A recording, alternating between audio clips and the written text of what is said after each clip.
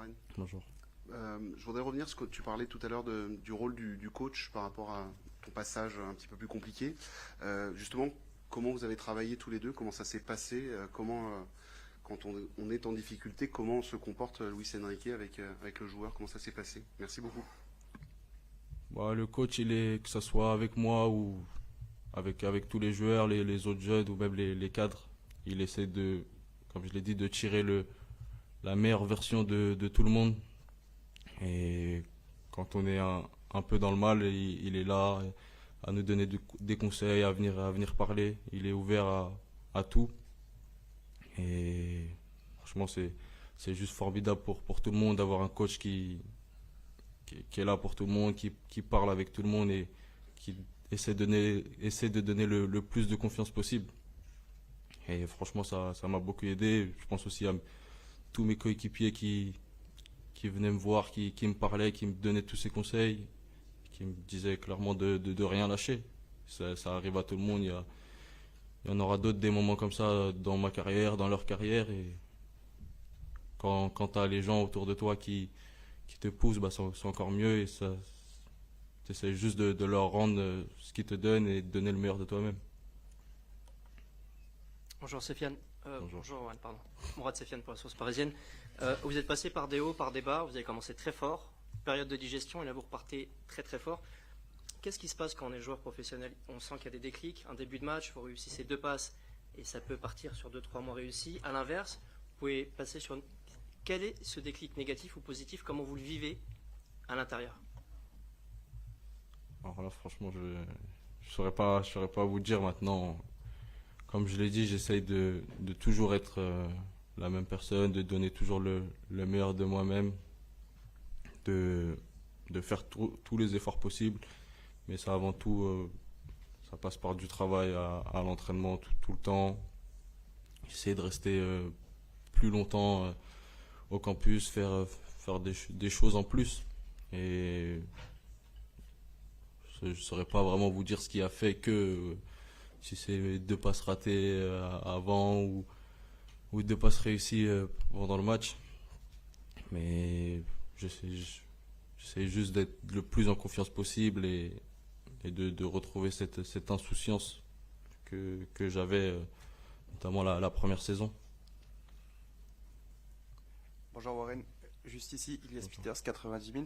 Ces dernières semaines, il y a plusieurs jeunes Titi du centre qui sont montés en équipe première. Je pense à Mathis Jean-Jal ou Quentin Njantou qui est dans le groupe pour demain.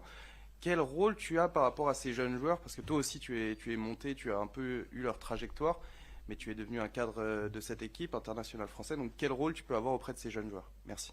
Je pense que moi, mon rôle, il a pas vraiment changé. Je suis resté la même personne. Ces jeunes, on est tous très contents qu'ils soient avec nous, qu'ils montent. Le coach, il est là pour eux, il leur parle, il leur donne cette confiance et nous, les joueurs, on essaie de faire pareil. Mais moi, j'essaie de montrer l'exemple juste en faisant ce que je fais au quotidien, de travailler en salle avant les séances, après les séances et toujours donner le meilleur de moi-même sur le terrain. Et après ça, c'est soit eux, ils le prennent en exemple, soit ils le prennent pas, ils font un peu ce qu'ils veulent. Mais je pense que quand on a un jeune qui sort du centre comme eux, et on essaye de suivre l'exemple et de faire un peu comme lui. On analyse, on regarde. Moi, perso, quand j'étais jeune, je regardais beaucoup les autres, que ce soit Presnel Kipembe qui venait s'occuper souvent des jeunes, parler. Il était toujours en salle à travailler. Et je l'ai fait naturellement parce que je pense que c'est quelque chose de bien et ça va toujours nous apporter. Merci. Merci, bonne soirée.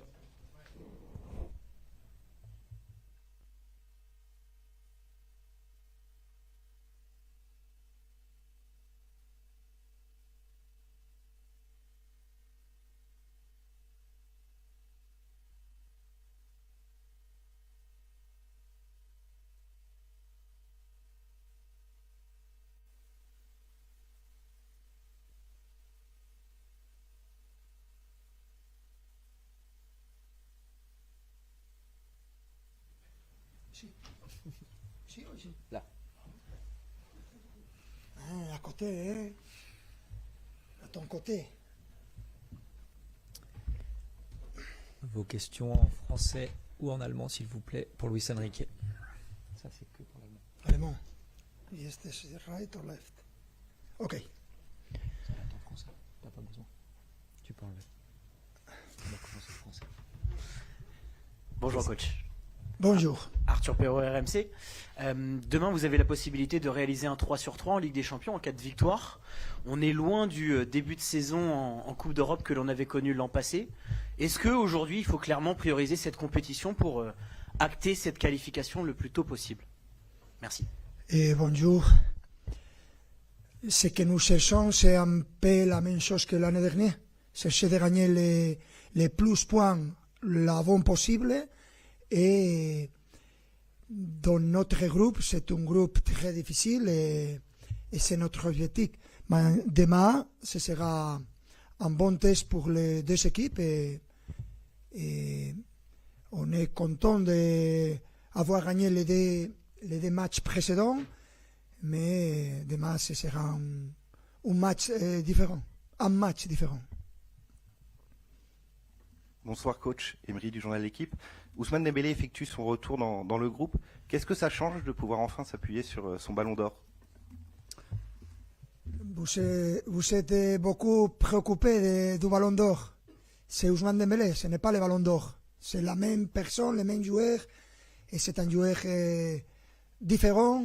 On est très content d'avoir de nouveau Ousmane Dembélé, aussi Marquinhos, et la semaine dernière Désiré Doué.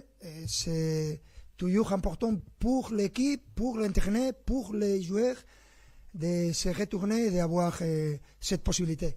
Et ne change rien parce que il faut savoir quelle est leur sensation aujourd'hui pendant l'entraînement d'aujourd'hui et demain on va voir. Bonjour coach, Alice Lefebvre pour l'AFP, juste là. Justement, Fabian Ruiz et Joao Neves, eux, sont absents. Qu'est-ce qu'ils ont exactement? Est-ce qu'ils ont eu une rechute ou pas du tout? Merci. Je ne sais pas. Tu dois voir les points médicaux. Et les premières choses qu'ils doivent surmonter, c'est les points médicaux. Et quand les docteurs et les joueurs ont de la confiance, se réintègrent dans le groupe. Et ce moment encore ce n'est pas arrivé et il faut attendre. Mais on a de très bonnes nouvelles avec le retour de beaucoup de joueurs, 3 en cette semaine, et on attend pour le reste des joueurs. Bonjour coach, à droite, Adrien Chantorelli du Parisien. Willian Pacho, ça va faire un peu plus d'un an qu'il est arrivé. Est-ce que vous le connaissiez avant qu'il arrive au PSG quand il était à Francfort? Et qu'est-ce qui vous a séduit tout de suite chez lui, dans son jeu, dans sa personnalité, au point de s'imposer aussi rapidement avec Paris? Merci. On a réécouté Pacho parce qu'on le connaissait.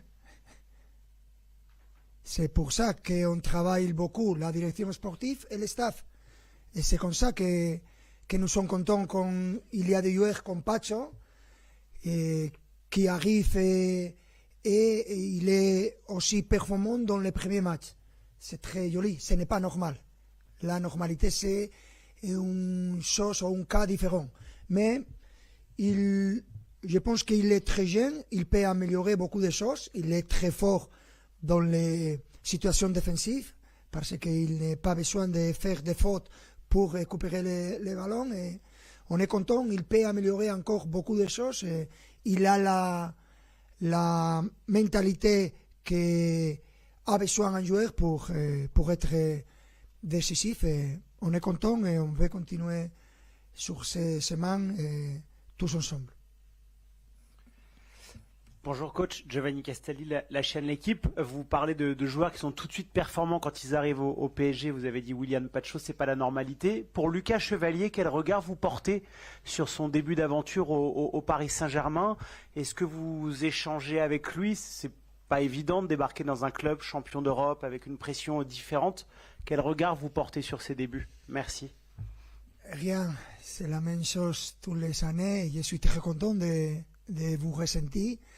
Et je suis très content de Lucas Chevalier. Pour moi, c'est l'un des meilleures options, ou la meilleure option. Et je suis très content de son performance. Et quand nous recrutons un joueur, nous pensons à longue période de temps. Et il a de la personnalité, il la montre toujours dans les entraînements et dans les matchs. Ce que j'aime, je pense que vous vous rappelez de combien d'années vous critiquez Gillo Donnarumma. Je me rappelle parfaitement. Les 4 dernières années, vous avez tué déportivement Gillo Donnarumma, s'il vous plaît, que je n'étais pas l'entraîneur de Paris Saint-Germain et j'ai ressenti tout le temps critiquer à Gillo Donnarumma. Quand tu es gardien d'un club comme Paris Saint-Germain, tu dois apprendre à vivre sur ça. Et ce que je peux dire de Lucas Chevalier, c'est que j'aime son personnalité, son niveau comme joueur. On est très confiant qu'il va être très important pour l'équipe pendant beaucoup d'années.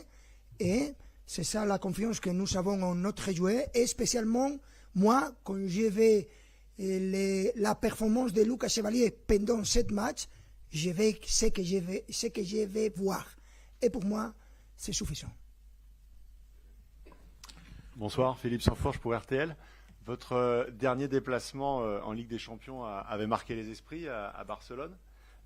Qu'est-ce que ce match a changé en interne? Est-ce que vous avez senti que certains joueurs peut-être ont gagné en confiance? Est-ce que ça a été un moment important de ce début de saison? Bien sûr, je pense que c'est l'amont.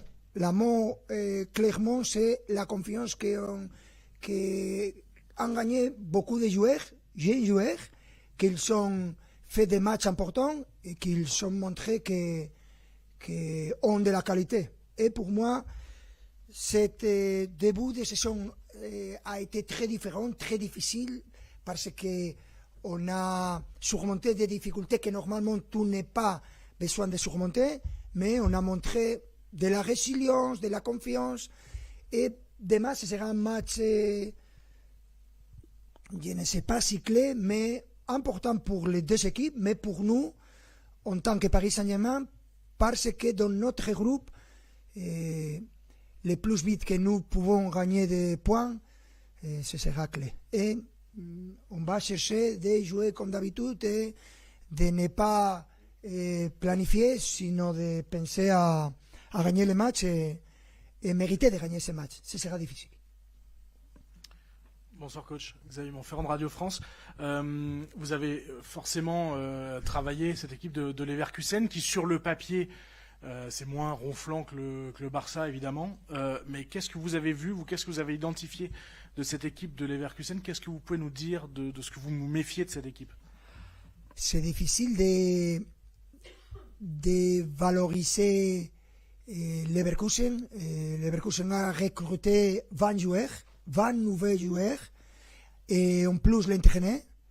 Et les matchs que nous avons vus, peut-être il y a des choses que nous pouvons valoriser, savoir un petit peu comment ce sera le match, mais c'est une équipe avec un entraîneur qui ont de la facilité pour marquer des buts, mais ils ont de la qualité, et aussi ils peuvent défendre très bas, et ils peuvent faire de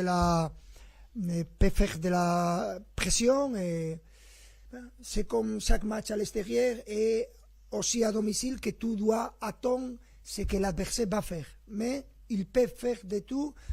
Il faut savoir gérer comme d'habitude les matchs, mais on est habitué parce que chaque match normalement présente de différentes situations à niveau footballistique. Et on est calme et on est prêt. Et il faut faire les derniers entraînements aujourd'hui pour voir quel est l'état de notre joueur et après jouer demain le match. Bonjour coach. Ilias Peters, 90 000. Coach, si on ne compte pas son entrée en jeu vendredi contre Strasbourg, Nuno Mendes restait sur 2 performances assez marquantes avant la trêve, à Barcelone et à Lille.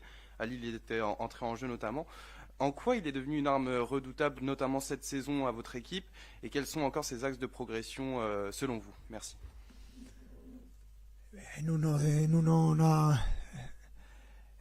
J'ai parlé sur Nuno avec... vous connaissez beaucoup son qualité.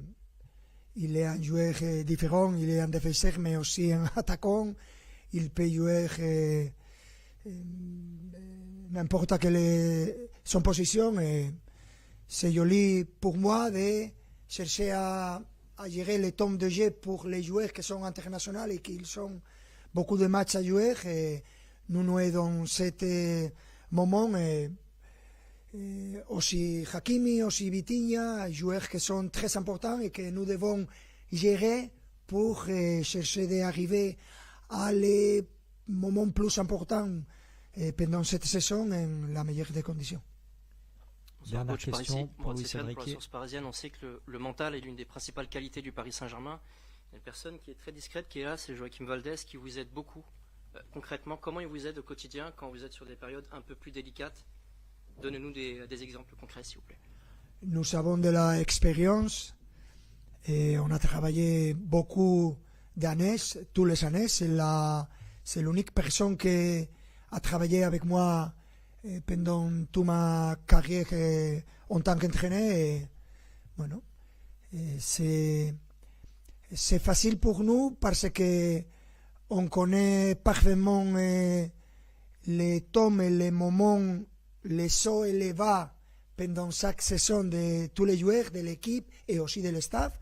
Et on est habitué à vivre ça. Et normalement, je pense que l'expérience est importante, la capacité d'avoir des capacités pour analyser beaucoup de choses dans le monde du football, c'est important, mais l'expérience aussi, et en ce sens-là, c'est pour ça qu'on a un psychologue dans le staff. Ce n'est pas habituel dans le monde du football, mais je pense que ça a été une des choses mieux pour moi en tant qu'entraîneur. Merci. Merci.